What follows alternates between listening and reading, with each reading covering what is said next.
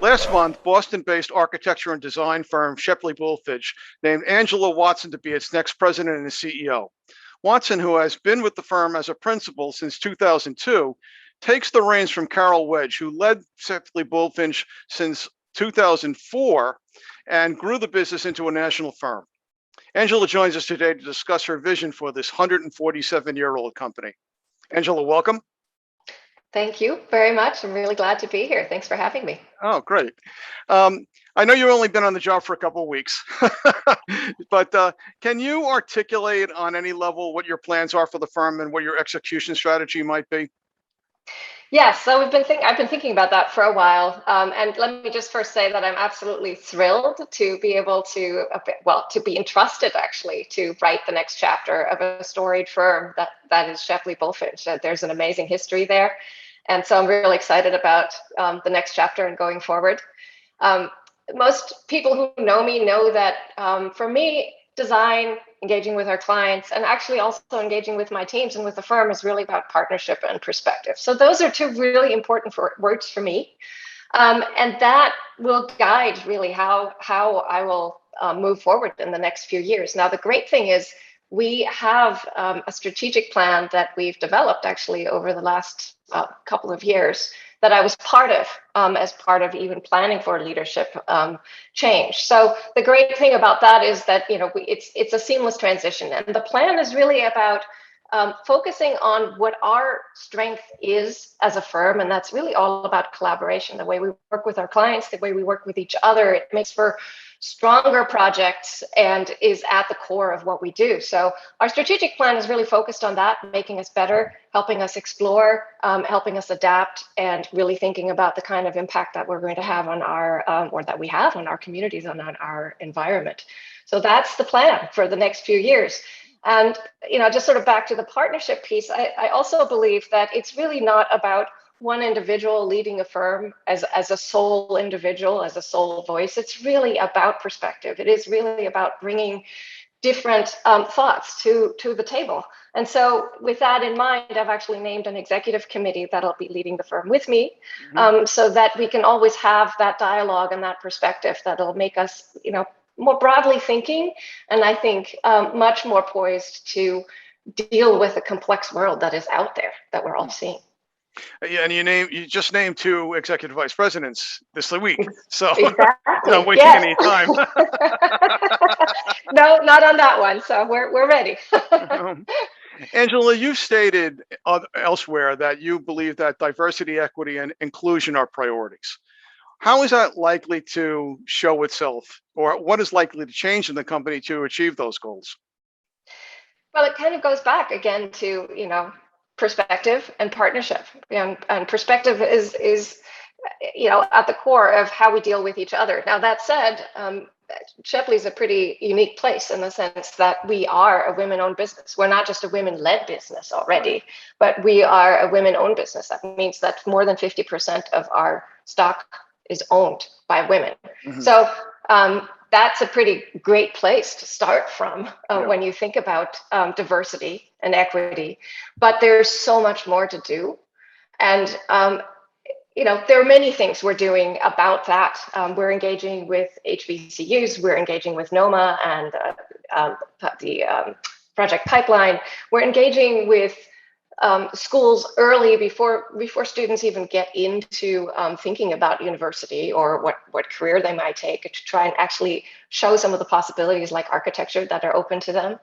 But really at the core of all of this is this idea that we need to understand each other, that we need to be able to see each other's needs and perspectives. And so with that really comes a focus that where we're committed to uncovering and recognizing and being honest about our biases that we all bring to our everyday lives as we deal with people and situations. And so we're actually going through a series of workshops to really help us look at that and understand how we engage in a situation and be better about how we might question our assumptions, how we might question our biases that bring us into a conversation, and just be better collaborators and create better opportunities for folks.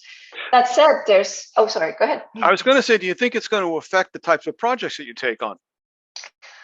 Yes, in fact, we are engaging in a number of projects. Well, there's a couple of things that we're actually doing for as pro bono work, and there are projects that are really interesting to many in our community that really have community impact. So it gets at how we engage with the communities that we live in, the kind of projects that deal with how we shape our environments, how we shape our cities, how we actually create environments that are shaping how people engage with each other, that are shaping how people live every day, the kind of experiences they have every day, which we know actually have a big impact on how on people's well-being. Mm-hmm. So there's a lot of that going on as well. The country is in the midst right now of what's called the Great Resignation, where millions of employees are rethinking the whole concept of work and career. What do you think your firm is going to need to do to keep and retain the employees you need to be successful? I think the Great Resignation is a really interesting term, and in some ways I almost think it's like it's a great migration. Because I think what people are doing is they're reimagining what they can do. They're reimagining possibilities for them and for their lives. And so that makes me think back as, to why we do what we do. And I believe that at Shepley, all of us are here because we want to do what we do. We love what we do. So we haven't quite seen as much of that Great Resignation, luckily.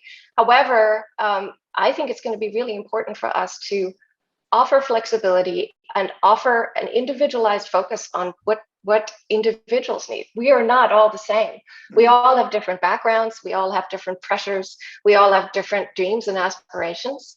And so for us, it's really about focusing on the individual and making sure that we give everybody every opportunity to succeed. So one of my favorite projects actually is that we're building out right now is an individualized teaching and learning platform, a peer-to-peer learning platform. And it's really about our community, our folks engaging with each other, teaching each other, and having individualized learning plans that recognize that everybody comes from a different place and that helps them succeed and grow in their own way. It's not about one size fits all, but it's really about focusing on individual needs and individual success. Your company is committed to its Healthy People, Healthy Planet plan, which to reduce the carbon footprint of the projects that you work on. How is that likely to evolve under your leadership? Well, so it's already going to be part of the teaching learning platform that I talked about. It's actually part of the core curriculum. Mm-hmm. So Healthy People, Healthy Planet, learning about what we do as individuals and what we do as a firm in our projects and what we do in our everyday lives that have an impact on wellness and our environment is something that we want everybody in our firm to understand, not just architects and designers, but also folks in accounting, folks in human resources, everybody, because we all have an impact. So that's a really big piece for us. And it's, as architects, we have such a responsibility because we really shape the environment. We shape buildings, and buildings are enormous users of energy. They have a huge carbon footprint. And so, we're committed to reducing that and working on continuously getting better at that. Yeah. Isn't it amazing to you? I mean, it is to me how the wellness movement has gathered momentum. I just wrote a story about how wellness is being used as a recruitment tool on many college campuses right now. And it's really just because, I mean, not to a greater extent than LEED, but in a much different way. It's much more integral, than I would have ever imagined it to have been. You're so right. And I think that's something that is, again, one of those responsibilities that we have, because the spaces we design have a huge impact on how people feel. We've done research on that, and we understand that, simple things, access to daylight, access to nature, have a lot to do with how people feel, how creative they are, how they function. I mean, there are things like very simple things we do that, for instance, we have a library, most of our libraries, when we have multi-story spaces that are really about building community, we will have a central stair or a way of moving from one floor to another that doesn't just take you up in an elevator, but that's really about not only engaging with your environment, but it's also about wellness. It is about movement. It is about supporting people in that in the quest to be healthier and to be better contributors to our environment. So, healthcare is an interesting example of that too. In a lot of ways, we've been doing it there for a long time. So when you think about hand washing, for years, hand washing is a big deal. Thinking about where to put a sink so that a caregiver is more likely to wash their hands is actually a big deal. And so it's those small things, it's the big things and those really small things that can have an impact, and that we have to think about every single day. Mm-hmm. On some level, companies are always measured by how they expand. And I'm wondering if you could talk a little bit about how you envision Shepley Bulfinch's growth, whether it be organic, through acquisition, a combination of both, or some other way. It's definitely going to be a combination. And because for us, it's really about culture. It's about the culture of collaboration. It's about the right fit, the right people that work well with each other. And it's the attitude towards that that's really important. And so in order to find the right fit, sometimes that is organic growth, sometimes that is finding the right firm. And it's right now in our environment where it's really hard to predict what the future holds, what markets are going to be strong, what's going to happen with workplace. We need to be nimble, we need to be adaptable, and we need to be able to recognize opportunities when we see them, and then recognize them in the right way, so that we can be most successful. What is going to be a constant for us is that we're really committed to being where our clients are. We're a national firm. And so we are going to continue to look to be near our clients so that we can be on the ground where those projects are happening. So that's our flexible approach to that. Yeah.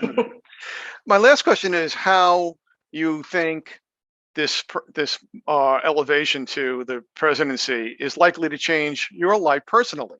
I noticed that you had been operating out of Phoenix before this, and is that going to still be the case, or are you going to work out of Boston? Or tell me a little bit about how you think this is going to affect you personally. Yeah, so I'm going to still remain in Phoenix. I'm going to continue to be based out of the Phoenix office. Although I will say, when clients even before used to ask me, where do you live? I would say, well, whatever airplane takes me to whatever project I need to go to.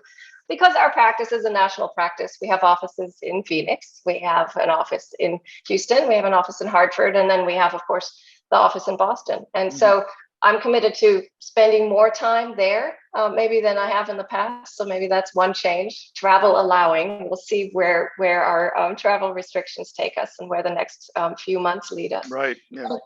It's going to be really important for me to connect with everybody, to connect with our clients, to connect with our people. So that's probably the biggest change, but still committed to being in Phoenix. Do you have a listening tour on tap? Yes, exactly. Well, that's you read my mind. It's the roadshow. Well, it's really important. I mean, I feel like I've been very connected with everybody throughout the last 18 months. I mean, it's been actually amazing how we've been able to stay connected. And in fact, I probably talked with people more than I had in the past because it's so easy to do exactly what we're doing now. But there's still quite no substitute for being able to sit down with somebody in person and listen and have a conversation. So I'm really, really looking forward to spending the next few months doing that with everybody, learning, and then succeeding together. Mm-hmm. Angela, thanks for your time. I wish you good luck in your new job. Thank you very much. I appreciate having the time to talk with you. And to our audience, this is John Caulfield from Building, Design, and Construction. Thanks for joining us.